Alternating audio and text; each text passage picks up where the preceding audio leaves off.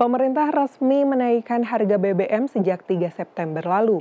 Kebijakan ini menimbulkan reaksi, terutama bagi mereka yang memiliki pendapatan pas-pasan. Untuk itu dibutuhkan siasat pengaturan keuangan pada kondisi seperti ini.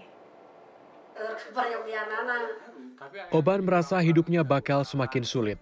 Buruh pabrik tekstil ini mengaku setiap bulan mendapat gaji 2 juta rupiah. Dengan adanya kenaikan harga bahan bakar minyak, warga Pasanggerahan Bandung ini terpaksa mengurangi sejumlah pembelian kebutuhan rumah tangga, seperti mengurangi membeli beras, telur, hingga kebutuhan pokok lain.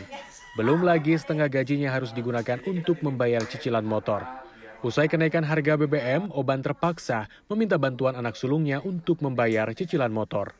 Buat motor biasanya disisihkan paling 850. Selebihnya minta anak saya, kebetulan anak saya kan sudah kerja. Nah itu yang minta tolongnya sama anak saya. Nah sekarang harga BBM naik, gimana Pak buat motor? Udah ada belum uangnya? Macet nggak gitu? Kebetulan sih alhamdulillah kalau masalah motor nggak pernah macet, karena ya minta bantuan itu sama anak saya. Tapi jadi kurang. Yang terasa justru kebutuhan sehari-harinya yang meningkat. Cerita serupa juga datang dari Agus, seorang petugas kebersihan kelurahan di kawasan Ujung Berung, Kota Bandung. Gaji yang ia terima setiap bulan sebesar Rp1.250.000. Gaji itu ia gunakan untuk membeli kebutuhan pokok sehari-hari. Agus mengaku bingung saat harga BBM naik yang berimbas pada naiknya harga kebutuhan pokok. Belum lagi, Agus juga harus membayar listrik yang bisa mencapai Rp250.000 per bulan, juga biaya dan jajan anak sekolah yang mencapai Rp300.000 sebulan.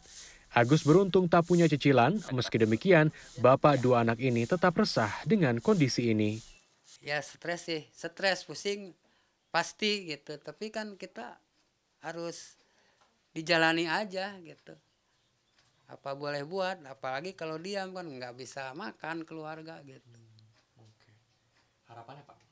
Harapannya ya buat pemerintah, jikalau bisa gitu, tolonglah diperhitungkan lagi, dihitungkan lagi masalah kenaikan BBM. Karena dampaknya sangat berat sekali buat warga mah gitu. Apalagi buat istilah itunya mah rakyat kecil lah. Oke, pemerintah memberi bantuan BLT atau apapun namanya, tapi itu tidak merata, Pak. Merujuk data Dinas Tenaga Kerja Kota Bandung, hingga 2021, jumlah pekerja di Kota Bandung ada 1.185.623 orang. Rata-rata mereka mendapatkan gaji sebesar Rp3.700.000 sesuai ketetapan upah minimum kabupaten kota. Kenyataannya, masih ada warga yang memiliki pendapatan di bawah UMK yang sudah ditetapkan. Karena gaji mepet, perencana keuangan dari Finansialku.com menganggap perlu melakukan evaluasi pengeluaran sehari-hari. Selain itu, melakukan penggantian atau substitusi barang yang biasa digunakan juga dapat mengendalikan pos keuangan. Selanjutnya, perlu melakukan prioritas alokasi keuangan usai kenaikan BBM. Yang terakhir, mengubah pola atau gaya hidup, salah satunya dalam membeli makanan, bisa menjadi alternatif. Atau mungkin beberapa sudah selama ini udah masak Mbak, gimana mau lebih hemat lagi gitu. Nah, coba lihat selama ini cara belanjanya seperti apa. Nah, coba itu dibikin contoh nih ya, supaya bisa benar-benar terukur. Caranya mungkin yang pertama, bikin meal plan.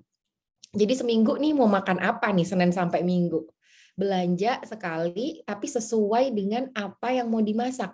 Jadi bukan yang belanja ke pasar, oh ya udah lihatnya itu beli, tapi mungkin kadang ada beberapa bahan makanan yang nggak kepake, yang terbuang, yang belum waktunya dimakan aja sudah nggak layak buat dimakan gitu-gitu. Nah jadi kalau dengan meal plan kan paling nggak kita udah tahu tuh seminggu bakal makan apa, butuhnya seberapa, terus kita bisa menyesuaikan sama budgetnya.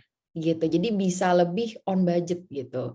Selain mengelola pengeluaran, kesulitan keuangan gara-gara kenaikan harga BBM juga berpotensi menimbulkan stres. Karena itu, menurut dokter spesialis kedokteran jiwa Teddy Hidayat, masyarakat dituntut mampu beradaptasi.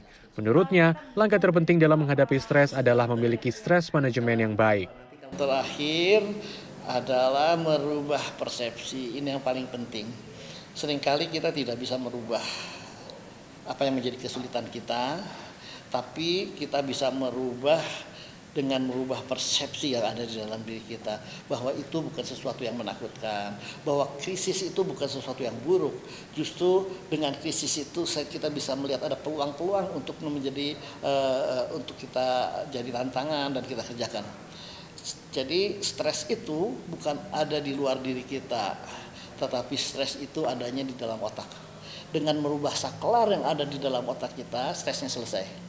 Teddy menambahkan, keseimbangan dalam hidup juga perlu diperhatikan untuk mengantisipasi timbulnya stres, seperti mengatur dan membagi waktu antara pekerjaan, kehidupan keluarga, kebutuhan pribadi, dan tanggung jawab lainnya. Tim Liputan CNN Indonesia, Bandung, Jawa Barat.